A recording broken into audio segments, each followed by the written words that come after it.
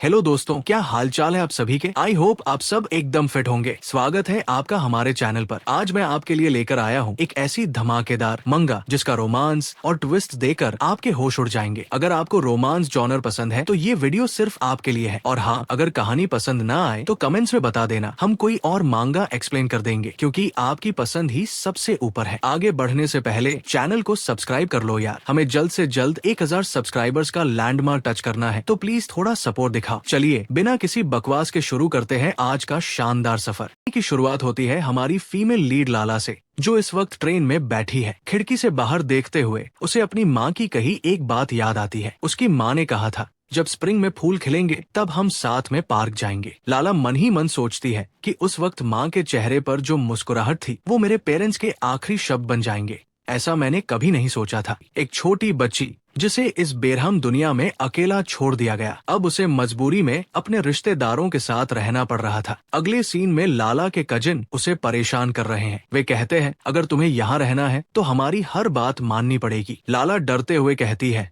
नहीं, मुझे नहीं करना, प्लीज मुझे जाने दो। उसका कजिन चिढ़कर बोलता है, अच्छा ऐसा क्या, तो फिर दफा हो जाओ यहाँ से। लाला सोचती है कि उसकी आंटी के बच्चे उसे इतना मारते थे कि अगर उनका बस चलता तो वो उसकी जान ही ले लेते। उसका कजिन चिल्लाकर कहता है, मुझे फर्क नहीं पड़ता कि तुम मेरी रिश्तेदार हो, तुम्हें तो अनाथालय चले जाना चाहिए। हम उस लड़की का ख्याल क्यों रखें जिसे उसकी खुद की माँ ने छोड़ दिया। इतना कहकर वो लाला को पानी में धक्का दे देता है। लाला पानी में डूबने लगती है। किसी तरह लाला घर वापस पहुंचती है, लेकिन वहाँ उसके अंकल उसके चेहरे पर एक जोरदार घूंसा मार देते हैं। अंकल गुस्से में कहते हैं, ये सब इस गधी की वजह से हो रहा है। जब से इसे घर लाया हूँ मेरा बैड लक शुरू हो गया है। लाला जानती थी कि जब भी अंकल गैम्बलिंग जुए में हारते थे तब वो अपना पूरा गुस्सा उस पर ही निकालते थे। आंटी बस इतना कहती, बस करो, क्या उसे मार डालोगे। लाला सोचती है कि वो एक नर्क में जी रही है, लेकिन उसके पास जाने के लिए कोई दूसरी जगह नहीं है। अगली सुबह लाला अपनी आंटी से मिन्नतें करती है, आंटी मैं हमेशा शांत रहूंगी, आपको कभी परेशान नहीं करूंगी, प्लीज मुझे मत छोड़िए। आंटी बेरुखी से कहती है, बस करो लाला, किसी और रिश्तेदार को ढूंढो और उसके पास रहो, यहाँ से बेहतर जगह चली जाओ। कड़कड़ाती सर्दियों में लाला को एक बार फिर सड़क पर अकेला छोड़ दिया गया। वो कई रिश्तेदारों के पास गई, पर सबने उसे दुत्कारा। किसी ने कहा, तुम लड़की हो, किसी काम की नहीं हो। किसी ने कहा, हमें तुम जैसी लड़की घर में नहीं चाहिए। आखिर में वो अपने एक दूर के अंकल के पास पहुंचती है। वो अंकल पूछते हैं, क्या तुम जानती हो कि बर्ग कहाँ है। लाला कहती है, हाँ अंकल। अंकल उसे एक पर्चा देते हुए कहते हैं, जाओ इस इंसान को ढूंढो, मैंने इसमें कांटेक्ट इन्फॉर्मेशन लिख दी है। इसके बाद लाला उस ट्रेन में बैठ जाती है जो बॉर्डर पार कर बर्ग जाती है। वो लविता में पैदा हुई थी, पर अब अपनी किस्मत आजमाने बर्ग जा रही थी। प्रेजेंट में लाला ट्रेन में बैठी उसी पर्चे को उम्मीद भरी नजरों से देख रही है, जिस पर एक अनजान शख्स का नाम लिखा है। स्टेशन पहुंचते ही वो घबरा जाती है और सोचती है, क्या मैं उन्हें ढूंढ पाऊंगी। अगर नहीं मिली तो मैं लविता भी वापस नहीं जा सकती। खैर, ये वही जगह है जहाँ मेरे पिता पैदा हुए थे, शायद इसीलिए मुझे यहाँ का एक्सेंट, बोलने का तरीका थोड़ा थोड़ा आता है। तभी लाला की नजर एक पोस्टमैन पर पड़ती है। वो उन्हें रोककर पर्चा दिखाती है और पूछती है, मिस्टर पोस्टमैन, मुझे इस पते पर जाना है, क्या आप ले जा सकते हैं। पोस्टमैन मुस्कुराकर कहते हैं, अच्छा, ड्यूक मैशन के गार्डनर बिल लेमर, मैं उन्हें अच्छे से जानता हूँ, मैं वही लेटर डिलीवर करने जा रहा हूँ, तुम मेरे साथ चल सकती हो। कैरेज बग्घी में बैठी लाला उस आलीशान ड्यूक मैशन को देखकर दंग रह जाती है। वो सोचती है, ये तो किसी परी कहानी, फेरी टेल जैसा महल है, क्या वो गार्डनर मुझे एक्सेप्ट करेंगे। तभी उसे गार्डनर दिखते हैं। लाला कहती है, एक्सक्यूज मी, क्या आप बिल लेमर हैं। वो पीछे मुड़ते हैं, हाँ मैं ही हूँ। लाला खुद को संभालती है और कहती है, हेलो मिस्टर बिल, मेरा नाम लाला ल्यूलन है, मैं लविता से आई हूँ। उसे देख ही रहे थे कि तभी पोस्टमैन आता है और एक लेटर देता है। वो कहता है, ये लेटर लविता से आया है। बिल लेटर खोलते हैं जिसमें लिखा था, मिस्टर लेमर, ये लड़की लाला ल्यूलन है जो एल्बर्ट ल्यूलन की बेटी है। इसकी माँ इसे छोड़कर किसी और के साथ चली गई थी, जिसके बाद इसके पिता एल्बर्ट को शराब की लत लग गई और बीमारी की वजह से वो गुजर गए। उस लड़की को बहुत सारे रिश्तेदारों के घर भेजा गया, लेकिन किसी ने भी उसे अच्छे से ट्रीट नहीं करा और मेरी फैमिली बहुत ज्यादा गरीब है, इसलिए हम उसका ख्याल नहीं रख पाएंगे और उसे घर पर नहीं रख पाएंगे। वैसे ये काफी समय पहले की बात है, लेकिन मैंने सुना कि आप एक गार्डनर के तौर पर ट्यूब मिशन में काम कर रहे हैं। कोई भी रिश्तेदार नहीं बचा है जो कि उसका ख्याल रख सके। सिर्फ आप बचे हैं, इसलिए मैं उसको आपके पास भेज रहा हूँ। मिस्टर बिल चिल्लाकर कहते हैं, ये सब क्या बकवास है। और वो सोचते हैं ये सच है कि मैं उसका रिश्तेदार हूँ, लेकिन मैं इसके फादर से पहले नहीं मिला। तुम कह रहे हो मैं ऐसे रिश्तेदार की बच्ची का ख्याल रखो जिस रिश्तेदार से मैं 20 साल पहले मिला था, और उसका उसकी बीवी से भी डिवोर्स हो चुका है। वो उस पर्चे को मोड़ते हुए सोचते हैं कि तुम उसे अनाथालय भी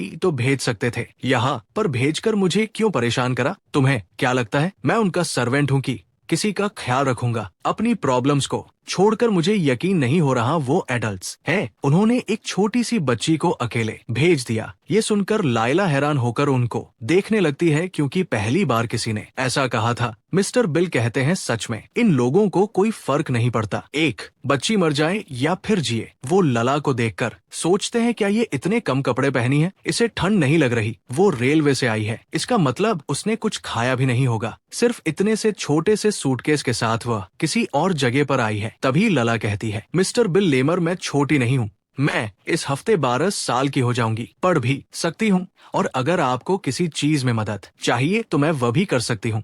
मिस्टर बिल कहते हैं, ठीक है मेरे साथ चलो, पहले कुछ खा लो, फिर हम इस बारे में बात करते हैं। और फिर लाला उनके पीछे पीछे जाने लगती है। नेक्स्ट सीन में मिस्टर बिल का घर देखते हैं। लला इधर उधर देखकर सोचती है, क्या मिस्टर बिल के कोई फैमिली मेंबर्स नहीं है, क्या वो अकेले रहते हैं। तभी मिस्टर बिल कहते हैं, लड़की क्या इतना खाना तुम्हारे लिए काफी है। महिला कहती है, हाँ ये काफी है, मैं बस थोड़ा थोड़ा खाती हूँ। मिस्टर बिल कहते हैं, मुझे वो बच्चे पसंद नहीं जो थोड़ा थोड़ा खाते हैं, तुम्हें तो एक गाय की तरह भर भर के खाना चाहिए। लैला उनकी बातों को सुनती है और कहती है, दरअसल मैं अच्छे से खा सकती हूँ, बस गाय की तरह भर भर के नहीं खा सकती। मिस्टर बिल सोचते हैं, अच्छा मैं समझ गया, इसका मतलब उन्होंने ये सब तुमको सिखाया होगा। तभी वो सीरियस होकर कहते हैं, बताओ मुझे, क्या तुम्हें मुझसे डर नहीं लग रहा। महिला कहती है कि आप मुझे मार नहीं रहे, मुझे डांट नहीं रहे, और मुझे इतना डिलीशियस खाना दे रहे हैं, इसलिए थैंक यू सो मच, आप एक बहुत अच्छे इंसान हैं। मिस्टर बिलक तो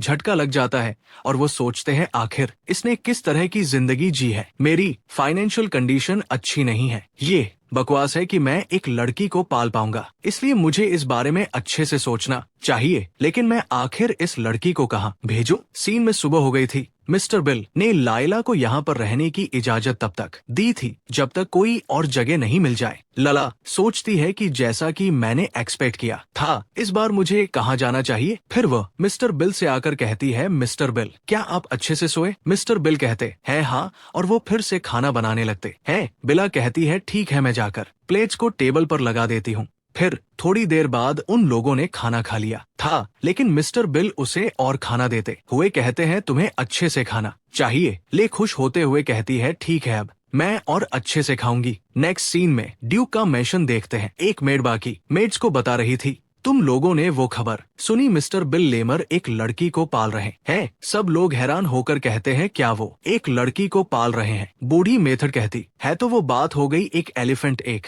चिड़िया को पाल रहा है। दूसरी मेड कहती है, अरे मैं सीरियस हूँ, वो एक लड़की है। सर्वेंट कहता है कि मिस्टर बिल तो अकेले रहते, उनकी वाइफ के गुजरने के बाद तुम्हें लगता है उनका कोई बच्चा होगा। मुझे पता है कि तुमने वो अफवाह सुनी होगी, उनकी वाइफ को बच्चा नहीं हो सकता तो वो एक बच्ची को कैसे पाल सकते हैं। एक मेड कहती है, किसे पता उनके अंदर ये टैलेंट हो, क्योंकि वह फ्लावर्स का भी तो ख्याल रखते हैं। वहाँ के सारे लोग जानते हैं कि वो गार्डनर के तौर पर फ्लावर्स का कितने अच्छे से ख्याल रखते हैं। ओल्ड लेडी कहती है कि फ्लावर और बच्चे एक जैसे नहीं होते। दूसरी ओल्ड लेडी जो सिलाई कर रही थी वो कहती है, अगर अफवाहों की माने तो चीजें काफी उथल पुथल हो गई थी, तो मैं काफी नर्वस हो रही हूँ। फिर वही सर्वेंट कहता है, मुझे लगता है अफवाहें सच है, जरा खिड़की के बाहर तो देखो। लोग बाहर देखकर कहते हैं, अरे नहीं, ये तो सच में एक लड़की है, इसके ब्लॉन्ड हेयर है, और ये आखिर कितने साल की होगी। लेकिन इतनी प्यारी सी छोटी सी लड़की आखिर बिल लेमर के साथ में क्यों है। फिर बताया जाता है कि लला ल्यूलन एक अनाथ बच्ची की कहानी पूरे मैशन में फैल गई। फिर देखते हैं कि लला उन मेड्स के पास फ्लावर्स लेकर आई थी। मेड उसे पैकेट देते हुए कहती है कि इसमें कुकीज है, इसलिए मजे से खाना। लला खुश हो जाती है और कहती है, थैंक यू सो मच, मैं आपसे बाद में मिलती हूँ। वो मेड बात करने लगती है कि वो लड़की अनाथ है ना। किसी को नहीं पता बिल लेमर उसके साथ क्या करेंगे और जब भी बिल लेमर से कोई भी सवाल पूछता, क्या तुम उस लड़की को गोद लेने वाले हो, बस यही जवाब देती, अभी मैं इस बारे में सोच रहा हूँ, उसको यहाँ पर नहीं रख सकता, तो मुझे उसे कहीं और भेजना पड़ेगा। तरफ बिल लेमर ये बात बोल रहे थे, दूसरी तरफ लला उनके कामों में मदद करती रहती थी। शन के सारे एम्प्लॉयज ये देखकर खाली कंफ्यूज हो जाते थे। सब लोग ये सोचते थे वो बिलमर जो कि बस फ्लावर का ख्याल रखता था, वो एक लड़की का ख्याल रख रहा है। फिर नेक्स्ट सीन देखते हैं, एक ओल्ड लेडी उसके पास बकेट लेकर आती है और कहती इसमें कुकीज और ब्रेड है। दरअसल हमारे वहाँ पार्टी थी। मिस्टर बिल कहते हैं लेकिन मुझे मीठा पसंद नहीं है। ओल्ड लेडी कहती है तो क्या हुआ, ये तो लला के लिए है। मिस्टर बिल कहते हैं आजकल सब लायला का बहाना बनाकर मेरे घर में आ रहे हैं। कोई उसके लिए कपड़े लेकर आता है, कोई उसके लिए किताबें लेकर आता है, पर कोई उसको पढ़ना लिखना सिखाने में उसकी मदद करता है। और वो लेडी जो कि कभी यहाँ पर आई भी नहीं थी, वो भी आने लगी है। कोई तो कभी कभी ऐसे ही लला से मिलने के लिए आ जाता है। ये तो बहुत परेशानी भरा है। ओल्ड लेडी कहती है कि ये तो होना ही है। लला इतनी प्यारी बच्ची है, सबसे पोलाइटली बात करती है, इसलिए सब लोग उसकी बहुत परवाह करते हैं। कितना अच्छा लगता है ये देखना कि वो किस तरह से एक पक्षी के पीछे भाग रही है। काफी समय बाद ड्यूक के इलाके में इतनी ज्यादा चहल पहल हुई है। तुम्हें याद है हमारे ड्यूक जब छोटे थे तो वो एकदम ऐसे ही थे। रुकिए बिल लेमर, आखिर ये क्या कर रही है, ये तो पेड़ पर चढ़ रही है। मिस्टर बिल मुस्कुराते हैं और कहते हैं किसी ने उसे पेड़ पर भी चढ़ना सिखाया है। और लेडी कहती है आखिर किसने सिखाया। बिल लेमर, आखिर आप उस लड़की को क्या सिखा रहे हैं। मिस्टर बिल कहते हैं मैं तो उसे अच्छे से पाल रहा हूँ, इसमें क्या गलत है। लेडी कहती है कि वो एक लड़की है, आपको उसे एक लड़की की तरह पालना चाहिए। ये मत कहिएगा कि वो बड़ी होकर बदमाश बन जाएगी और सबसे पैसे मांगेगी। मिस्टर बिल कहते हैं कम ऑन, तुम मुझे परेशान कर रही हो। वो ठीक रहेगी जब तक वो अच्छे से सोएगी और अच्छे से खाएगी। तभी ओल्ड लेडी कहती है खैर क्या आपने कुछ डिसाइड करा। मिस्टर बिल कहते हैं किस बारे में। ओल्ड लेडी कहती है लला के बारे में। समर आ चुका है, क्या आपने अभी तक डिसाइड नहीं करा कि आप उसे कहाँ भेजेंगे। मिस्टर बिल ने कुछ डिसाइड नहीं करा था, वह उस बच्ची के बारे में सोच रहे थे। अंत में उसे जबरदस्ती अनाथालय भेज दिया जाएगा जो कि उसके लिए बिल्कुल ठीक नहीं रहेगा। फिर देखते हैं बिल लेमर कहते हैं लाला ज्यादा दूर मत जाना। लला कहती है हाँ मैं दूर नहीं जाऊंगी, मैं बस रिवर के पास जाऊंगी। मिस्टर बिल फिर सोचने लगते हैं कि आखिर मैं इस लड़की को कहां पर भेजूं जहां पर इसे कोई भी तकलीफ न पहुंचाए। बताया जाता है इस खूबसूरत समर में वो बच्ची अच्छे से पली बड़ी। उस लड़की को बर्ड्स की आवाज से सुनना बहुत पसंद था और जंगल उसके लिए बहुत खूबसूरत जगह थी। नींवों बड़ी हो रही थी, जंगल दिन पर दिन बदल रहा था। बहुत सारे प्लांट्स डिलीशियस फ्रूट से भर गए थे और गर्मी के मौसम में जानवर भी अपने चहचहाती हुई आवाजें निकाल रहे थे। वो पेड़ के ऊपर बैठकर जंगल को देखती थी, तब उसे आजादी फील होती थी। धीमे धीमे कर उसके जो बुरे सपने थे वो भी जाने लगे। हमेशा अपने फेवरेट पेड़ के ऊपर बैठकर अपनी डायरी में रोजमर्रा का दिन लिखती थी। उसे नहीं पता कि फ्यूचर में क्या हो जाएगा और वो इन यादों को भूलना नहीं चाहती थी, भले ही उसकी जिंदगी फिर से जहन्नुम क्यों ना बन जाए। फिर नेक्स्ट सीन में वो घर वापस आती है और मिस्टर बिल से कहती है सर आप कहाँ जा रहे हैं। मिस्टर बिल कहते हैं हमें जाना होगा, इसलिए जल्दी से तैयार हो जाओ। महिला सैड हो जाती है, उसको यही लग रहा था कि उसे फिर से छोड़ा जा रहा है। मिस्टर बिल कहते हैं तुम्हें ऐसा चेहरा बनाने की जरूरत नहीं, हम बस तुम्हारे लिए कपड़े लेने के लिए टाउन जा रहे हैं। ड्यूक जल्दी ही वापस आने वाले हैं, तो ये काफी अजीब बात होगी अगर तुम इस तरह से कपड़ों में उनको ग्रीट करने के लिए चलोगी। फिर दोनों जा रहे थे। लला कहती सर क्या वो इस इलाके के ओनर है। मिस्टर बिल कहते हैं अब जब मौसम खत्म होने वाला है तो वो मिशन वापस आ रहे हैं, अपनी गर्मियों की छुट्टियां आरवीज में बिताते हैं। कहती है छुट्टियां बिताते हैं, इसका मतलब ड्यूक स्कूल जाते हैं। मिस्टर बिल कहते हैं 18 साल का होने के बाद भी वो स्कूल को अवॉइड नहीं कर सकते। लला हैरान होकर कहती है क्या ड्यूक 18 साल के है। वो कैलकुलेट करने लगती है कि ड्यूक उससे 6 साल बड़े हैं। मिस्टर बिल कहते हैं क्या तुम्हें और इंटरेस्टिंग चीज बताओ, जब वो तुम्हारी उम्र के थे तब वो ड्यूक बन गए थे। आइला हैरान होकर कहती है क्या जब वो मेरी उम्र के थे। फिर नेक्स्ट सीन में बहुत सारे लोगों को देखते हैं जो वेलकम कर रहे थे क्योंकि ड्यूक मैथियस आ चुका था। कहता है वेलकम ड्यूक, चलिए मैं आपको मेंशन ले चलता हूँ। पूरी भीड़ की नजरें बस ड्यूक पर अटकी हुई थी। थियस कहता है क्या कैरेट बटलर कहता है हाँ वो दरअसल उनको आपकी बहुत फिक्र हो रही थी। थियस कहता है हाँ मैं जानता हूँ उनको अभी भी लगता है कि कार खतरनाक मेटल से ज्यादा और कुछ नहीं। कहता है माफ कीजिएगा मास्टर, लेकिन अगली बार। मैथियस कहता है इतने टाइम बाद कुछ क्लासिक ट्राई करना इतना भी बुरा नहीं। मैशन देखते हैं ड्यूक का वेलकम करने वालों की भीड़ में मिस्टर बिल और लला भी थी और मैथियस कैरेज में था बटलर उससे कहता है मेरे पास कुछ चीजें हैं जिनके बारे में मुझे आपको रिपोर्ट करना है। अब जब आप आरबीस आ चुके हैं तो बोर्ड ऑफ डायरेक्टर्स की मीटिंग को डिस्कस करना है। फिर काम की ऐसी ही बातचीत चलती रहती है। दूसरी तरफ मैशन को देखते हैं जहाँ पर हेड सर्वेंट्स बाकी सर्वेंट से कह रहा था कि आज किसी को कोई भी गलती नहीं करनी है, सब लोगों को वैसा ही काम करना है जैसा कि सबने तैयारी करी है। और दूसरी तरफ 1 मिनट लला से पूछती है लला तुम आज नई ड्रेस पहनी हुई हो, क्या तुम आज ग्रैंड ड्यूक को ग्रीट करने के लिए आई हो? लला कहती है हाँ, और अंकल बिल ने मुझे ये ड्रेस दिलाई है। फिर बताया जाता है कि ड्यूक आ चुके हैं। उसकी मॉम और ग्रैंडमा भी उसका वेट कर रहे थे। ग्रैंड मदर उसके गले लगकर कहती है वेलकम मैथियस, तो कैसे हो तुम? मैथियस कहता है कि मैं ठीक हूँ, आप कैसी है ग्रैंड मदर? फिर वो अपनी मॉम को ग्रीट करता है। उसकी मॉम कहती है तुम तो काफी बड़े हो गए हो मेरे बच्चे। ग्रैंड मदर कहती है चलो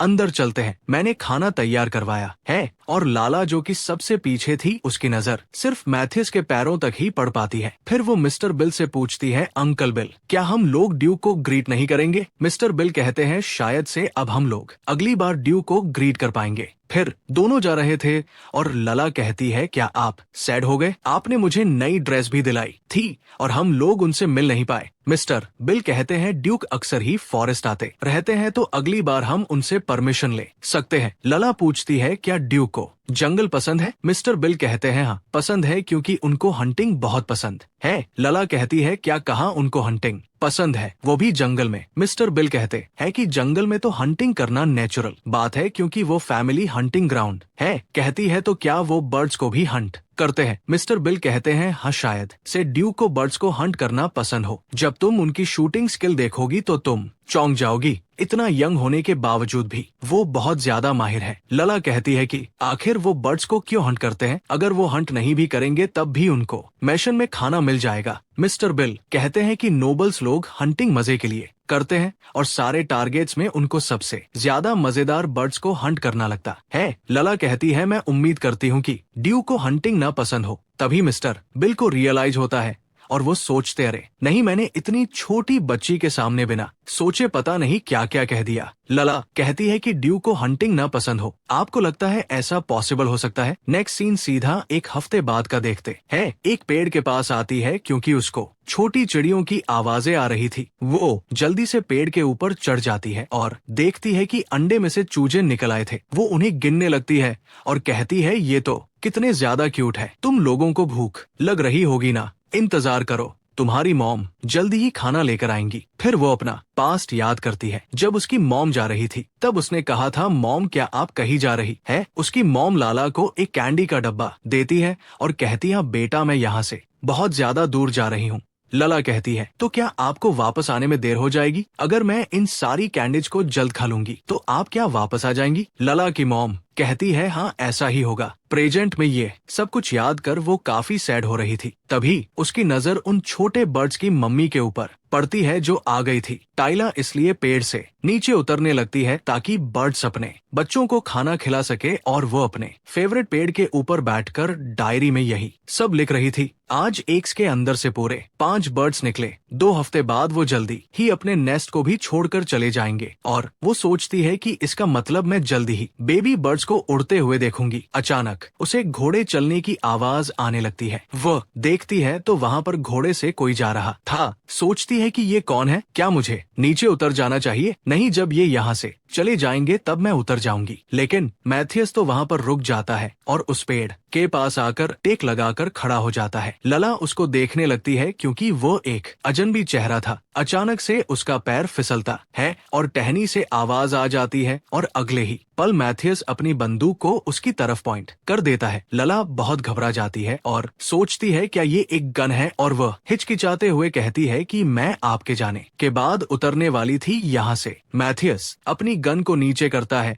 और कहता है, आखिर तुम हो कौन? लला कहती है कि मैं लाला हूँ। मैथियस कहता है, क्या कहा तुमने? फिर लला जोर से चिल्लाकर कहती है कि मैं लाला ल्यूलन हूँ। नेक्स्ट सीन में वो भागते हुए मिस्टर विल के पास आ रही थी, जिसे देखकर तो वो खुद घबरा जाते हैं। लला उनको बताने लगती है, अंकल मैं जंगल में किसी से मिली। वो एक लंबे से लड़के थे के ब्लैक बाल थे और ब्लू कलर की आइज थी। उनकी आवाज किसी झरने की तरह थी और वो अपने हाथ में गन पकड़े हुए थे। लेकिन उसके बाद वहाँ पर और लोग भी आ गए। सर बिल कहते हैं कि मैं समझ गया, इसमें कोई शक नहीं कि तुम ड्यूक से मिली थी। जैसा कि मैंने तुमको बताया था कि ड्यूक अक्सर ही जंगल जाते रहते हैं, तो बताओ क्या तुमने उनको अच्छे से ग्रीट करा? फिर लला याद करती है उसने कितनी खतरनाक तरीके से उसको ग्रीट करा था और वो सोचती है इसका मतलब वही वो ड्यूक थे। तभी अचानक से जंगल से बहुत तेज गन शॉट की आवाज आती है। लला को मिस्टर बिल की बात याद आती है कि ड्यूक को हंटिंग करना कितना पसंद है। वो बहुत ज्यादा घबराने लगती है और सोचती है कि नहीं, ऐसा नहीं हो सकता। मिस्टर बिल उसके कंधे पर हाथ रखते हैं और कहते हैं, लला बेटा क्या हो गया? लेकिन देखते हैं कि लला की आंखों से तो आंसू निकल रहे थे। फिर हमें बताया जाता है मैथियस एक बहुत ही ऊंचे घराने का सक्सेसर है। कहा जाता है कि उसके पास सब कुछ है। उसके पास एक एरिस्टोक्रेट होने का भी खिताब हासिल है और उसका नर्म और एलिगेंट एटीट्यूड लोग उसको हेड हार्ट फैमिली का मास्टरपीस कहते हैं। सब लोग उसकी परवाह करते हैं और सब लोग उससे प्यार करते हैं। लेकिन एक ऐसी इंसान थी जो उसके बारे में सबकी तरह नहीं सोचती थी। वो थी लला। अगले दिन जब वो जंगल में गई थी तो बहुत सारी चिड़ियों ने अपनी जान गंवा दी थी। महिला सोचती है कि उसके लिए तो वो छोटी थी और आसान सी टारगेट थी। ड्यूक ने उस नन्ही सी जान को ना देखा जिसको उसने मार दिया था। वो मदर जो कि अपने बच्चों के लिए खाना लेकर आती थी, रोज अब वो मर चुकी थी और उस दिन उन बच्चों ने अपनी माँ को खो दिया था। वो बच्चे भी उड़ने से पहले भूख से नेस्ट के अंदर ही मर गए। उस नन्ही सी जानों को अपने हाथ में पकड़ी थी और ड्यूक को एक निकनेम दिया और वो था खूबसूरत बर्ड्स का हथियारा। और लला के पॉइंट ऑफ व्यू से ये एक बहुत बड़ा क्राइम था। सीन में वो घर में थी और खिड़की से बाहर देख रही थी। उसे देखकर मिस्टर बिल को भी अच्छा नहीं लग रहा था। फिर वो लला की तरफ अपना हाथ बढ़ाते हैं और लला उनका हाथ पकड़ लेती है। फिर नेक्स्ट सीन में वो एक पेड़ के नीचे बैठी थी और सोच रही थी, क्या आज भी मैं अकेली रहूंगी? इतनी गर्मी में भी मिस्टर बिल काम कर रहे हैं और जब भी मैं मदद करने के लिए कहती हूँ तो वो बस इतना कहते हैं, तुम यहाँ पर आराम करो। अगर तुमने मुझे दोबारा से फॉलो करा तो सच में मैं गुस्सा हो जाऊंगा। मुझे वो बच्चे पसंद नहीं है जो कि किसी की बात नहीं सुनते। तुम्हें समझ आया? लला ये सुनने के बाद कुछ भी नहीं बोल पाती। मिस्टर बिल कहते हैं, जब मैं काम खत्म कर लूंगा तब आता हूँ, तब तक कि अगर तुम्हें भूख लगे तो पीछे इसको खा लेना। मिस्टर बिल के जाने के बाद लला सैड होकर वहीं पर बैठ जाती है। तभी वहाँ पर एक लड़का आता है और उसको हाय करता है। लला सोचती है कि ये कौन है, मैंने इसे पहले कभी नहीं देखा। वो लड़का कहता है, क्या तुम यहीं पर रहती हो? लला कहती है, हाँ अंकल बिल के साथ। वो लड़का कहता है, अंकल बिल ये मत कहना वो वही स्केरी गार्डनर है। लला कहती है, नहीं अंकल बिल बिल्कुल भी स्केरी नहीं है। वो लड़का कहता है, क्या सच में? लेकिन जब भी मैं उनको देखता हूँ तो डर जाता हूँ। लला पूछती है, वैसे क्या तुम यहीं पर रहते हो? वो लड़का कहता है, नहीं, लेकिन यहाँ पर मैं अपने फादर के साथ आया हूँ। मेरे फादर फैमिली डॉक्टर है तो वो ड्यूक की ग्रैंड मदर का एग्जामिनेशन करने के लिए आए हैं। लला कहती है, अच्छा ऐसा क्या? तभी एक वो लड़का उसको घूरने लगता है और फिर उससे पूछता है, तुम कितनी साल की हो? लला कहती है कि मैं 12 साल की हूँ। लड़का कहता है, अरे वाह, हम दोनों तो सेम एज के हैं, लेकिन सच में तुम तो बहुत ज्यादा छोटी लगती हो। लला कहती है कि देखो तो कौन कह रहा है तुम भी तो छोटे हो। वो लड़का कहता है, क्या कहा तुमने छोटा? देखो मैं अपनी क्लास का सबसे लंबा लड़का हूँ। लला कहती है, फिर भी अंकल बिल से कंपेयर किया जाए तो तुम छोटे ही हो। लड़का कहता है, अच्छा कोई बच्चा बताओ जो कि अंकल बिल से लंबा है। यहाँ तक कि ज्यादा एडल्ट्स भी नहीं लंबे हैं। वैसे यहाँ पे काफी ठंडा लगता है, शायद से इस पेड़ की वजह से। लला सोचती है, क्या ये लड़का देर तक यहाँ पर रुकने वाला है? फिर वो बीच काटने लगती है। वो लड़का कहता है, क्या ये चाकू है? एक चाकू एक लड़की के बैग में क्या कर रहा है? लला कहती है, ये अंकल बिल ने मुझे दिया, इसलिए मेरा मजाक मत उड़ाओ। वैसे क्या तुम कुछ बीजेचेस खाना चाहोगे? वो लड़का लेकर कहता है, हाँ ये तो मजेदार लग रहे हैं। वैसे तुम काफी ज्यादा सैड लग रही हो, क्या कुछ हुआ है? लला कहती है, दरअसल ड्यूक और उनके फ्रेंड्स अभी तक बर्ड्स को हंट कर रहे हैं। वो लड़का कहता है, तो क्या हो गया? लला कहती है, वो मजे के लिए बर्ड्स को मार रहे हैं। वो लड़का कहता है, लेकिन हंटिंग तो हमेशा ऐसी ही होती है ना? लला कहती है, क्या तुम भी ऐसा करते हो? लड़का घबरा जाता है और कहता है, नहीं, बिल्कुल नहीं, मुझे करना बिल्कुल भी पसंद नहीं है, बल्कि मुझे तो उनके लिए सॉरी फील होता है, खाली यही इमेजिन करना कि वह एनिमल्स कितने ज्यादा दर्द में होंगे। लला सोचती है, मुझे लगा था कि ये लड़का अजीब है, लेकिन ये तो काफी अच्छा लड़का है। फिर वो उसे और पिच देते हुए कहती है, क्या तुम और खाना चाहोगे? वो लड़का भी थोड़ा शर्मा जाता है और कहता है, हाँ क्यों नहीं, वैसे ये पीचेस तो काफी डिलीशियस है। लला कहती है, हाँ मैं इनको जंगल से लेकर आई हूँ। तभी उस लड़के की मॉम आवाज लगाती है कि काइल, घर जाने का वक्त हो गया। और काइल कहता है, चलो अब मेरे जाने का वक्त हो गया। वैसे मेरा नाम काइल इटमैन है, तुम्हारा नाम क्या है? लला कहती है, मेरा नाम लाला ल्यूलन है। काइल कहता है कि तुमसे मिलकर अच्छा लगा लाला, चलो फिर अगली बार खेलते हैं। लला सोचती है, क्या हम अगली बार मिल पाएंगे? काइल कहता है कि लाला, अगली बार मैं तुम्हारे लिए कुछ डिलीशियस लेकर आऊंगा। लला सोचती है, पता नहीं मुझे इस जगह से कब जाना पड़े, लेकिन मैं इसको ये बात नहीं बताऊंगी। काइल की मॉम कहती है, काइल, आखिर वो लड़की कौन है? काइल कहता है कि वो गार्डनर के घर पर रहती है और हम दोनों की एज भी सेम है मॉम। उसकी मॉम कहती है, अच्छा ऐसा क्या? और वो लला की तरफ अजीब नजरों से घूर कर देखने लगती है और देखते हैं मिस्टर बिल का काम खत्म हो गया था और वो आ गए थे। लला भी खुशी से भागते हुए आती है और कहती है, अंकल बिल, आपका काम खत्म हो गया। मिस्टर बिल कहते हैं, तुम्हें भूख तो नहीं लग रही? लला कहती है, मैंने पीचेस खाए थे इसलिए मुझे नहीं लग रही। वैसे मैं आज एक लड़के से भी मिली थी जो कि मेरी ही उम्र का था। लेकिन तभी लला अपने सामने देखती है, वहाँ पर मैथियस अपने दोस्तों के साथ शिकार कर कर वापस लौट रहा था। तभी वह लाला की तरफ देखता है और लाला के चेहरे पर उदासी छा जाती है। मिस्टर बिल जाकर मैथियस को ग्रीट करते हैं। मैथियस कहता है, काफी समय बाद मिले मिस्टर बिल। मिस्टर बिल कहते हैं, माफ कीजिएगा, मुझे मौका नहीं मिला था इसलिए मैं बता नहीं पाया। मैं इस बच्चे के लिए पूछना चाहता हूँ कि ये कुछ समय के लिए आरबीज में रुके। मैंने पहले ही ड्यूक ने से इस बात की इजाजत ले ली है, लेकिन मुझे लगा कि ये डिसरिस्पेक्टफुल होगा अगर मैं इस बारे में ड्यूक को इन्फॉर्म ना करूं तो। लेकिन तभी मैथियस का एक दोस्त लला को देखकर कहता है, अरे तुम तो वही बच्ची हो है ना जो कि उस वक्त झाड़ियों के पीछे छुपी हुई थी और मरी हुई चिड़ियों को गाड़ रही थी। मैथियस बिलाइला को देखता है और सोचता है, अच्छा तो ये वही लड़की है जो कि पेड़ के ऊपर थी, वही बेवकूफ लड़की जिसको चिड़िया समझकर बस में शूट ही करने वाला था। मैथियस कहता है कि ये तो आप पर निर्भर करता है मिस्टर बिल कहते हैं, thank you so much your grace, मैं समझ गया। ये कहकर वो वहाँ से जाने लगते हैं और लाला की नजर उनके हाथ पर पड़ती है जिन्होंने बर्ड का शिकार करा था और वो उसको ले जा रहे थे। ये देखने के बाद लाला अपनी आंखें बंद कर लेती है। मिस्टर बिल भी समझ जाते हैं और कहते हैं, लला चलो घर चलते हैं। सीन में कुछ लेडीज को देखते हैं जो कि टी पार्टी कर रही थी। तभी एक लेडी अपनी बेटी से कहती है, गुडनेस, सच में ये लड़की भी ना क्लाउडाइन एक लेडी की तरह एक्ट करो। क्लाउडाइन कहती है, लेकिन मुझे यहाँ पर काफी बोर फील हो रहा है। उसकी मॉम बोलती है, तो फिर उन लड़कों के साथ जाओ और एंजॉय करो। क्लाउडाइन कहती है कि वो लड़के मुझे ऐसे ट्रीट करते हैं जैसे कि मैं वहाँ पर हूँ ही नहीं, और वो लोग सिर्फ खुद के बारे में बातें करते हैं जो कि मुझे बिल्कुल भी समझ नहीं आती। तभी मैथ्यूज की मॉम बोलती है कि ये बोरिंग हो सकता है क्योंकि यहाँ पर तुम्हारी उम्र की कोई भी लड़की नहीं है। कहती है, देखा मॉम, लेडी हार्ट भी मुझे समझ रही है। वैसे मैं बहुत देर से क्यूरियस हो रही हूँ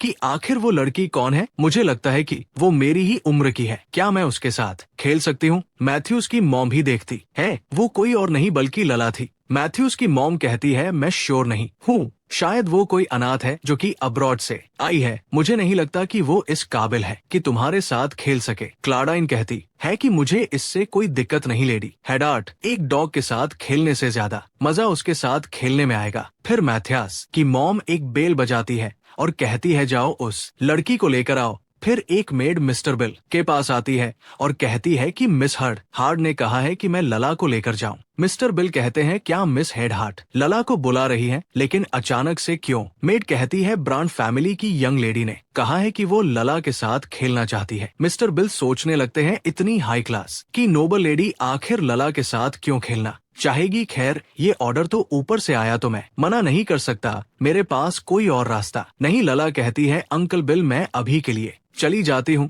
मैं जल्दी ही वापस आ जाऊंगी। मिस्टर बिल भी मान जाते हैं और वो कहते हैं चलो ठीक है। फिर मेड लायला को उनके पास लेकर आ जाती है। मैथियस की मॉम सोचती है मैं पहली बार इस लड़की को पास से देख रही हूँ, ये तो काफी खूबसूरत है। वो कहती है कितनी प्यारी बच्ची है। तो बताओ क्लाउडाइन, क्या तुम्हें ये पसंद आई? क्लाउडाइन कहती है हाँ मुझे पसंद आई, thank you so much your grace. लला भी सोचने लगती है आखिर इनका कहने का क्या मतलब है कि पसंद आई या फिर नहीं। फिर हमें बताया जाता है कि ये जगह जहाँ पर सब फैंसी क्लोथ्स पहने हैं, यहाँ पर किसी को कोई फर्क नहीं पड़ता लला की फीलिंग से। उसके बाद मैथियस की मॉम ने मेड को कुछ करने का आर्डर दिया। फिर मेड लाई को एक ऐसी जगह पर ले गई जो जगह लाला ने कभी नहीं देखी थी। पहले मेड ने उसको एक फैंसी से बाथरूम में जाकर नहलाया। उसके बाद उसको एक खूबसूरत सी वाइट कलर की ड्रेस पहनाई। फिर उन्होंने रफ तरीके से उसके बालों को कंघी की, लेकिन लला ने सहन कर लिया। उसने सोचा कि उसको ये सहन करना पड़ेगा क्योंकि ये लेडी हेड हार्ट का ऑर्डर था, और उसने सोचा कि अगर उसने कोई गलती कर दी तो इससे अंकल बिल को परेशानी हो सकती है। फिर मेड ने जब लला को तैयार कर दिया था तब मेड उससे कहती है लेडी क्लाउडाइन काउंट ब्रांड की बेटी है, मैं बस ये कहना चाहती हूँ कि उनके सामने बदतमीजी से पेश मत आना, ये बात अपने दिमाग में रखना। लला कहती है ठीक है मैं समझ गई। फिर मेड उसे क्लाउडाइन के कमरे के बाहर लेकर चली जाती है। क्लाउडाइन कहती है तो तुम आ गई, ठीक है अंदर आ जाओ। अंदर जाने के बाद क्लाउडाइन उससे सवाल पूछने लगती है तुम्हारा नाम क्या है, तुम कितने साल की हो? लला कहती है कि मेरा नाम लला ल्यूलन है और मैं 12 साल की हूँ। क्लाउडाइन कहती है क्या सच में? मुझे लगा था तुम और छोटी होगी क्योंकि तुम छोटी सी दिखती हो। लला सोचती है ये तुम छोटी सी हो का शब्द मैं दिन में दोबारा सुन रही हूँ, लेकिन मुझे सहना पड़ेगा, मुझे मिस्टर बिल के बारे में सोचना है। क्लाउडाइन कहती है वैसे क्या तुम्हें पता है कि पियानो कैसे बजाते हैं? लला कहती है नहीं मुझे नहीं पता, और वो सोचती है मैं पहली बार पियानो को देख रही हूँ। क्लाउडाइन कहती है तो क्या तुम्हें ये गाना पता है? और वह पियानो बजाते हुए एक गाना गुनगुनाने लगती है। कहती है नहीं माय लेडी मुझे नहीं पता। क्लाउडाइन कहती है चलो म्यूजिक को भूल जाओ, क्या तुम्हें पता है कि फ्लावर्स को कैसे अरेंज करते हैं? लेकिन लला मना कर देती है। क्लाउडाइन कहती है अच्छा छोड़ो, क्या तुम्हें कोई इंडोर गेम खेलना आता है? लेकिन लला मना कर देती है। फिर क्लाउडाइन बहुत सैड हो जाती है क्योंकि करने को कुछ था ही नहीं, और वो लला से कहती है तुम कितनी बेचारी हो, तुम सच में एक छोटी सी बच्ची हो जिसको कुछ भी नहीं पता है। लला को ये सुनकर अच्छा तो नहीं लग रहा था, लेकिन वो कर क्या सकती थी। टडाइन कहती है मुझे लगा था तुम्हारे साथ मजा आएगा इसलिए मैं इंतजार कर रही थी, लेकिन सब बर्बाद गया। तुम एक छोटी सी पपी के अलावा कुछ भी नहीं हो। ये सब सुनने के बाद ताला सैड होती है और सोचती है मुझे घर जाना है, मुझे मिस्टर बिल के घर जाना है, लेकिन क्या मुझे इंतजार करना चाहिए? अगर वो वापस आए तो मिस्टर बिल प्लीज मुझे बताइए क्या ऐसा करना ठीक है? नेक्स्ट सीन देखते हैं। लला जा रही थी और तभी वो याद करती है आने से पहले मेड ने उसे एक गोल्ड कॉइन दिया था और ये भी कहा था कि मैडम ने कहा है तुम ये ड्रेस रख सकती हो, और वो लला के हाथ में पैसे देते हुए कहती है ये सबसे पोलाइट तरीका होता है अगर नोबल्स तुम्हें कोई गिफ्ट देते हैं, समझ गई? प्रेजेंट में लला सोचती है अभी इस बारे में सोचने का वक्त नहीं है, अभी मैं अपना बहादुरी वाला चेहरा लेकर घर जाती हूँ कि मैंने अच्छा काम करा। तभी उसे कोई आवाज लगाता है, वो क्लाउडाइन थी। वो लड़के उससे पूछती है ये कौन है? क्लाउडाइन कहती है गार्डनर इसको पाल रहा है। लला सोचती है कितना बुरा लग है, लेकिन कम से कम मुझे खुशी है कि ड्यूक यहाँ पर नहीं है। क्लाउडाइन उससे कहती है बायब। लला एक तरह से वो लला की इंसल्ट कर रही थी और लला को भी ये बात समझ आ रही थी। वो सोचती है बस मुझे जल्द से जल्द यहाँ से जाना है, और वो जाते हुए सोचती है मुझे इस अजीब जगह से बाहर जाना है। मिस्टर विल मेरा इंतजार कर रहे होंगे, लेकिन तभी अचानक उसका पैर फिसल जाता है और वह नीचे गिर जाती है और उसके हाथ में जो गोल्ड कॉइन था वह भी घिसलता हुआ आगे चला जाता है। लला धीमे धीमे उठती है और अपने सामने देखती है तो वहाँ पर मैथियस खड़ा था। फिर बताया जाता है ऐसी आंखें जो तुम्हारी दिल की धड़कन को कुछ देर के लिए रोक दे। मैथियस ने उसे एक तुच्छ अस्तित्व के नजरिए से देखा जिसे कुचल जाना चाहिए, और अचानक से उसे महसूस हुआ उसके एक तरफ के होठ ऊपर की तरफ हो गए हैं। एक तरह से वो मुस्कुरा रहा था। एक बार जब लैला को एहसास हुआ कि क्या हो रहा है, तब उसके शरीर में जो दर्द महसूस हो रहा था वो धीरे धीरे गायब होने लगा। तब उसके दिमाग में भी वही सोच गूंज रही थी जो कि क्लाउडिया ने कहा था, तुम एक पपी के अलावा कुछ भी नहीं हो। उसकी उन बातों ने लाला के दिल पर एक गहरा घाव छोड़ दिया था। लला अपने कॉइन को उठाती है और दौड़कर वहां से जाने लगती है। वो बस पूरे वक्त घर की तरफ भागती रही, अपने आंसुओं को रोक रही थी और उसे ऐसा फील हो रहा था उसकी आवाज गले में ही अटक गई है। भागते भागते जब वो पहुंच गई तब उसने घर से आती हुई रोशनी को देखा। वहां पर मिस्टर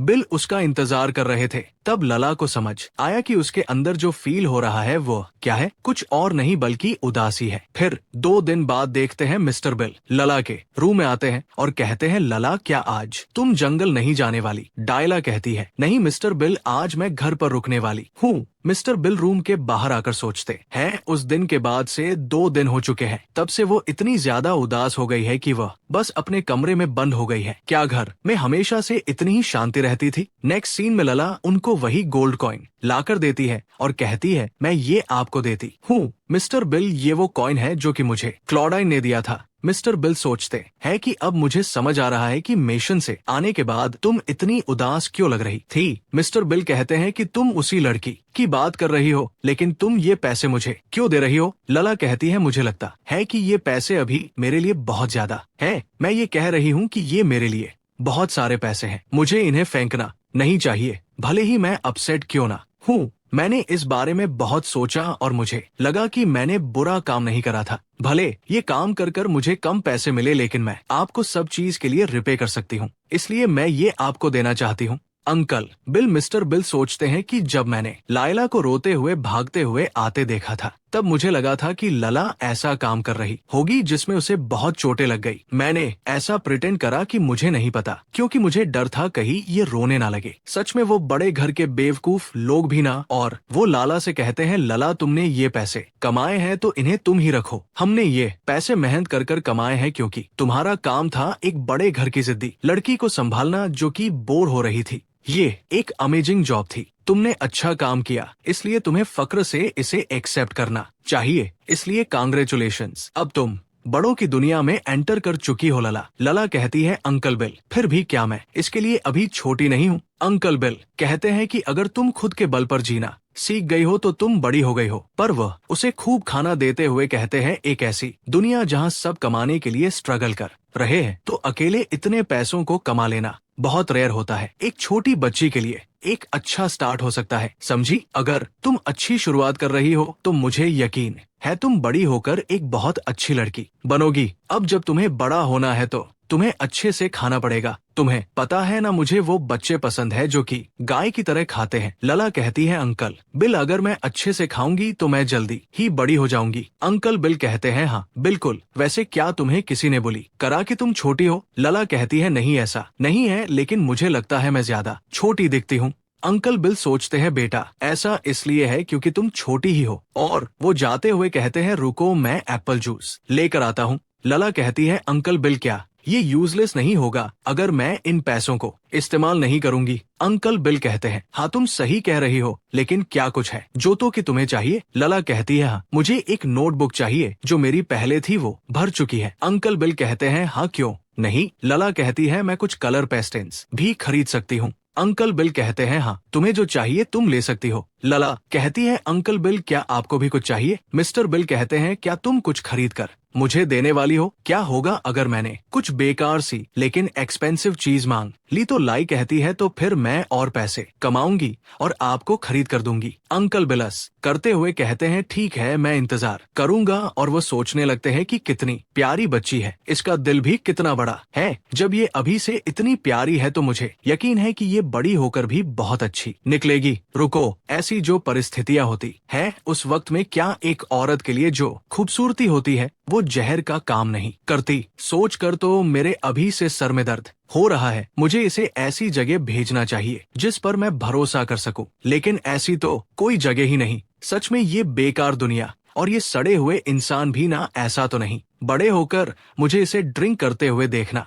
पड़ेगा। नहीं, ये तो बस कुछ देर के लिए है। फिर हमें बताया जाता है कि ऐसे ही वक्त गुजरता रहा और मिस्टर बिल बस सोचते रहे। लला को इसलिए नहीं पाल रहे थे क्योंकि वो उसके लिए एक अच्छी जगह की तलाश कर रहे थे। एक ऐसी प्यारी मुसीबत फैलाने वाली लड़की अचानक से उनकी दुनिया में आ गई। जब धीमे धीमे लला बड़ी होती गई, उसके कपड़े छोटे होने लगे तो नए खरीदने पड़े और वो कमरा, जो कि बस एक टेम्परेरी वेयर हाउस की तरह था, धीमे धीमे एक लड़की के कमरे में ट्रांसफॉर्म हो गया और वो उसी लड़की को हर तरफ उछलते कूदते हुए देखते रहते थे। लला सोचती है कि बास्केट तो फुल हो चुकी है, अब मुझे घर चले जाना चाहिए। और फिर हमें बताया जाता है उनको इससे पहले कुछ पता चलता लला अब 18 साल की हो चुकी थी। वो उससे प्यारे फ्रेश फ्रूट्स और रोजेस की तरह हो चुकी थी। वो अभी भी आर्बिस में थी और वो अभी भी बिल रमर के साथ थी। अपनी 18 साल वाली लला को देखते हैं और लला को देखते हैं जो मिस्टर बिल से कहती है, मिस्टर बिल जरा ये देखिए। मिस्टर बिल कहते हैं कि आखिर ये सब क्या है। लला कहती है कि ये रेस्पबेरीज है, मैं कल फिर से जाऊंगी और लेकर आऊंगी। मैं इनसे रेस्पबेरी जैम्स बनाने वाली हूँ। मिस्टर बिल कहते हैं क्या तुम कोई जैम बिजनेस खोलने वाली हो? लला कहती है वैसे ये आइडिया बुरा तो नहीं, वैसे मैं कुछ पीचेस भी लेकर आई हूँ, क्या आप खाना चाहेंगे? मिस्टर बिल पीचेस के 2 टुकड़े करते हैं और एक लाला को देने लगते हैं और कहते हैं जिस तरह से पीचेस दोबारा से उग चुके हैं देखकर लगता है कि समर आ गया। लला अपने सामने पेड़ पर बैठी हुई बर्ड्स को देखती है और कहती है कि आप सही कह रहे हैं, समर आ गया। एक सीन में रात हो गई थी और लाला पढ़ाई कर रही थी। उसको हल्का धुंधला दिखता है और वो सोचती है कि ये बहुत बड़ी मुसीबत है, जल्दी ही एग्जाम आने वाले हैं और मेरी आंखें तो बुरी होती जा रही हैं आजकल। अगर मैंने खुद के लिए थोड़े और पैसे बचा लिए तो शायद से मैं ग्लासेस खरीद सकूंगी। 20 बॉटल रेस्पबेरी जैम्स की या फिर 30 बॉटल काफी रहेंगी। अगर मैं सारे जैम को बेच दूंगी तो इससे काफी पैसे आ सकते हैं। मैं कल फिर से जंगल जाऊंगी और बहुत सारी रेस्पबेरीज को इकट्ठा कर लाऊंगी। तभी मिस्टर बिल आकर कहते है लाला, काफी देर हो चुकी है, तुम अभी तक सोई क्यों नहीं? लाइला कहती है कि मैं सो जाऊंगी, बस सोने से पहले और पढ़ाई करना चाहती थी। मिस्टर बिल कहते हैं मैं देख सकता हूँ तुम बहुत मेहनत कर रही हो, लेकिन खुद पर इतना जोर ना दो और जल्दी ही सो जाया करो। लैला कहती है मैं समझ गई अंकल बिल, मैं अच्छे से सो जाऊंगी। और फिर वो सोचने लगती है काफी समय पहले अंकल बिल ने डिसाइड करा कि वो मुझे स्कूल भेजेंगे, लेकिन उनके आसपास के जो लोग थे वो इस फैसले के खिलाफ थे। उन्होंने कहा कि आखिर एक अनाथ बच्ची को स्कूल भेजने का क्या फायदा। उन्होंने कहा अगर वो यहाँ पर रहती रही वो जल्दी ही बूढ़ी हो जाएगी, इसलिए उसकी जल्द से जल्द एक प्रॉपर फैमिली में शादी करा देनी चाहिए। और दूसरा रीजन ये था कि उसे ड्यू के मैशन में मेड के तौर पर काम मिल सकता है। लेकिन अंकल बिल ने उन सारे लोगों की बातों को सीधा इग्नोर कर दिया और बिना किसी हिचकिचाहट के मुझे स्कूल भेजा। और जब मैं उनके पीछे पीछे चल रही थी तो मैंने इस बड़ी सी दुनिया के बारे में बहुत कुछ जाना। जब मुझे हर दिन एक नई चीज पता चलती थी तो मैं और ज्यादा जानने के लिए बहुत क्यूरियस हो जाती थी और मैं स्कूल में जो सीखती थी उस बारे में आकर अंकल बिल को बताती थी। और अंकल बिल जब मेरी तरफ देखते थे तो वो अपनी एक आदत की तरह स्माइल करते हुए हमेशा एक ही चीज बोलते थे, लाला तुम बड़ी होकर एक बहुत अच्छी एडल्ट बनोगी। लाला सोचती है एक शानदार एडल्ट। ये सुनकर मुझे काफी अच्छा लगता था जब भी मैं ये बात सुनती थी। उस रात सोने से पहले मैं खुद को एक एडल्ट के रूप में इमेजिन करती थी और मैं ये प्रूफ कर दिखाऊंगी कि मैं ये कर सकती हूँ। सबसे पहले मैं उन्हें यही पे बैक करूंगी क्योंकि उन्होंने मेरे लिए बहुत कुछ करा है। और सबसे पहला कदम ये होगा कि मुझे सक्सेसफुली इस एग्जाम को पास करना है। उसके बाद समर वेकेशन हैप्पीली गुजरेगा। तभी लला सैड हो जाती है और सोचने लगती है समर आ चुका है, इसका मतलब वो भी वापस आ रहा होगा। वो आदमी ड्यूक हेडहार्ट, वो ड्यूक जो कि कॉलेज से ग्रेजुएट हुआ। कहा जाता है कि उन्हें सेना अधिकारी के रूप में नियुक्त करा गया है। रॉयल मिलिट्री एकेडमी में गया ताकि वो अपने फैमिली ट्रेडिशन को फॉलो कर सके। कहा जाता है कि 2 साल पहले गर्मियों के बाद से वह आर्विस नहीं आया है क्योंकि उसे फ्रंट लाइन पर खुद को सर्व करना था, लेकिन इन गर्मियों में वो वापस आने वाला है। इसका मतलब जल्दी ही जंगल से बहुत ज्यादा गनशॉट की आवाजें सुनाई देंगी। नेक्स्ट सीन देखते हैं, वो स्कूल से वापस आ रही थी और उसकी क्लासमेट्स उसे कहती है, क्या तुमने सोचा है तुम वेकेशन पर कहाँ जाओगी? मैं तो अपनी फैमिली के साथ ट्रिप पर जा रही हूँ। लला, तुम बताओ तुम कहाँ जाने वाली हो? लला कहती है, मैंने अभी डिसाइड नहीं करा है, अभी मैं इस बारे में सोचूंगी। फिर एक लड़के को देखते हैं जो स्कूल के गेट के बाहर खड़ा किसी का इंतजार कर रहा था। लला की क्लासमेट कहती है, लला जरा वहाँ पर देखो, वो आ गया। लला घूर कर देखने लगती है क्योंकि कमजोर आंखों की वजह से उसे दूर का दिखाई नहीं दे रहा था। फिर हमें पता चलता है वह लड़का कोई और नहीं बल्कि कायल था। बाकी लड़कियां उसको देखने लगती, इस वजह से वो अपना मुंह दूसरी तरफ कर लेता है। लाला उन लड़कियों से कहती है, अभी मैं चलती हूँ, तुम लोगों से कल मिलती हूँ।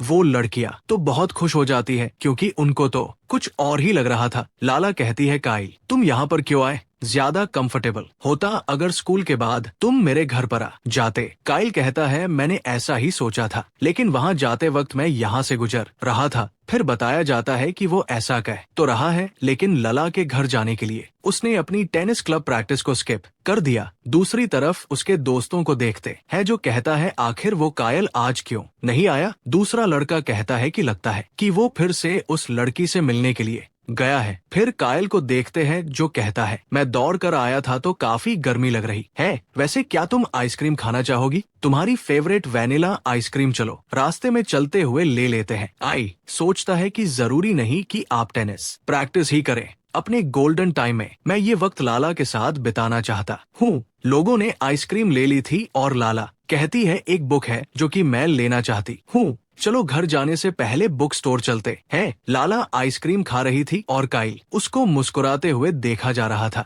दूसरी तरफ उसके क्लब मेंबर कह रहे थे, वो कायल को कल आने दो, देखना मैं उसको कल बाहर निकाल दूंगा। नेक्स्ट सीन देखते हैं, वो लोग लाइब्रेरी आ गए थे। कायल पूछता है, क्या ये वही बुक है जो कि तुम देखना चाहती थी? लला कहती है, हाँ, क्योंकि माइग्रेटरी बर्ड्स वापस आने वाले हैं, उनके ऊपर एक डॉक्यूमेंट्री लिखना चाहती हूँ कि किस तरह के बर्ड्स होते हैं जो कि वेकेशन के वक्त वापस आते हैं। कायल कहता है, शायद ऐसा इसलिए क्योंकि तुम्हें बर्ड्स बहुत ज्यादा पसंद है। फिर वो लला को देखकर सोचने लगता है, क्या आज मैं इसे कनम फेस कर दूं? क्या मैं आज इसको ये बात बता दूं कि मैं तुम्हें पसंद करता हूँ?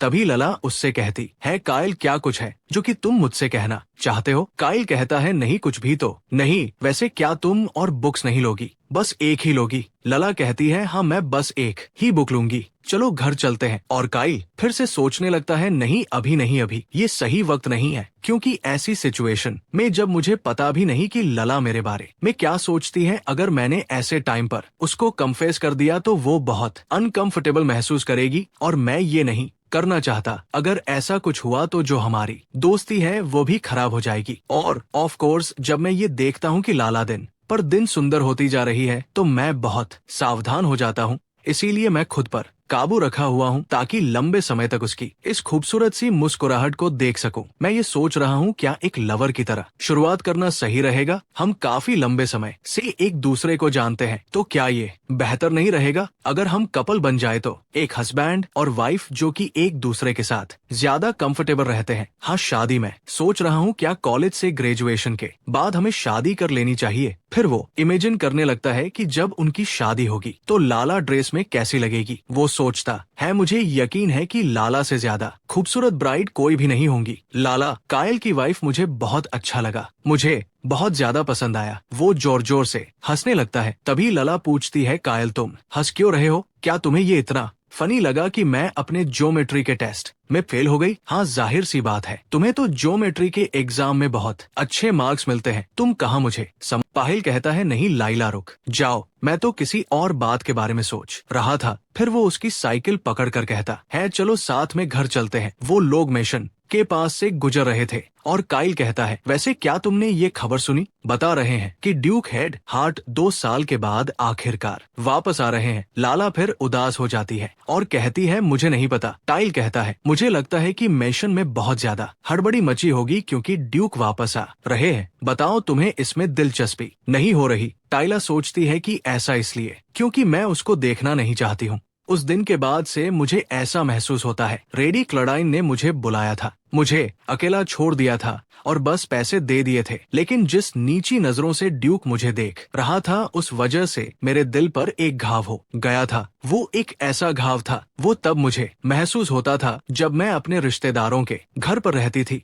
जब भी मैं ड्यूक का चेहरा देखती हूँ तो वो दिन मुझे फिर से याद आ जाता है। इसलिए मैंने बहुत ज्यादा कोशिश करी कि मैं उससे बिल्कुल भी ना टकराऊं। यहाँ तक कि उस वक्त भी जब लेडी क्लाउडाइन ने मुझे स्टेट में मिलने के लिए बुलाया था, मैं अपने सर को उस वक्त बस नीचे रखकर ही रही ताकि मेरी नजरें उससे ना मिले और वो मेरी तरफ बिल्कुल भी ना देखे। मैं उससे बहुत नफरत करती हूँ। जो दर्द मैं भूलना चाहती हूँ वो बार बार मुझे याद दिला देता है। तभी काल उससे पूछता है, लाला अगर मैं एक ऑफिसर बन जाऊं तो कैसा रहेगा? एकदम ड्यूक हेडार की तरह ऑफिसर बनूंगा और एक मेडल लेकर आऊंगा, शूटिंग में महारत हासिल करूंगा और अपने दुश्मनों का दिल चीर दूंगा। फिर लोग मुझे कैप्टन एटमैन कहकर बुलाएंगे। ये काफी ज्यादा कूल है ना? लला कहती है, काइल क्या तुम कुछ भूल गए हो? लगता है तुम्हें याद नहीं कि तुम एक चिकन को भी नहीं मार सकते। काइल कहता है, आखिर तुम दोबारा से उस बात को बीच में क्यों ला रही हो? फिर पिछले साल का वक्त देखते हैं। मिस्टर बिल चिल्लाते हुए कह रहे थे, काइल एटमैन आखिर अपने घर जाने के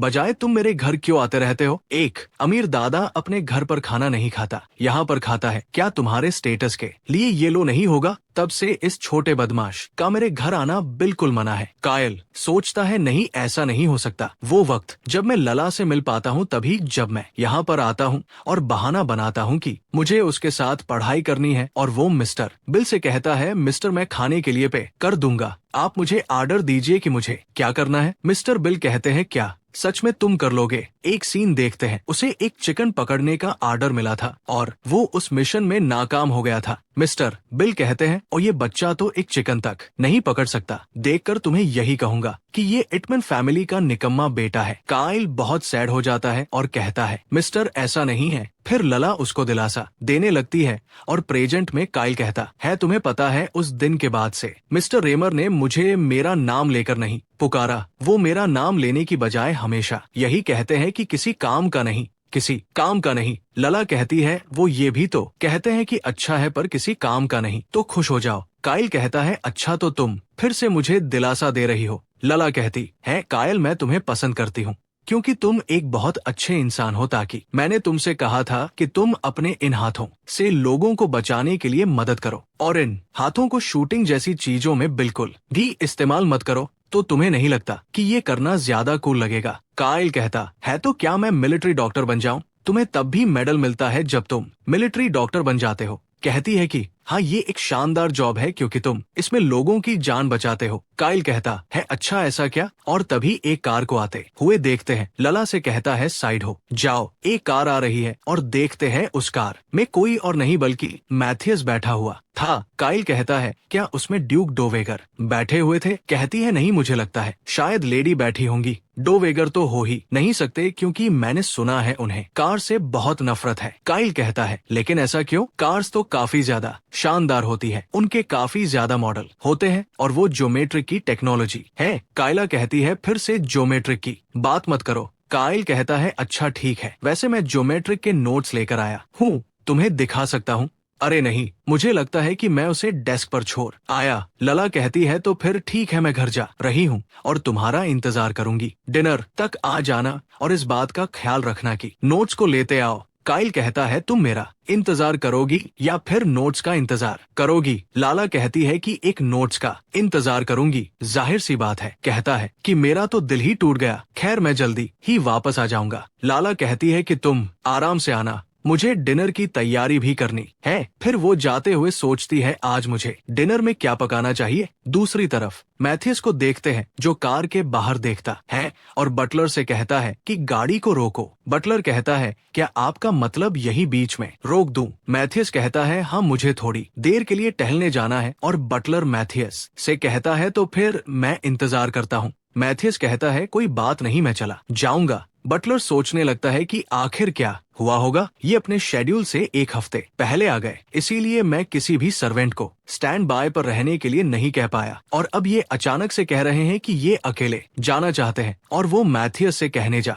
रहा था, तो मैं भी आपके साथ चलता हूँ। लेकिन मैथियस कहता है, नहीं, मैं तुमसे मैनर में मिलता हूँ।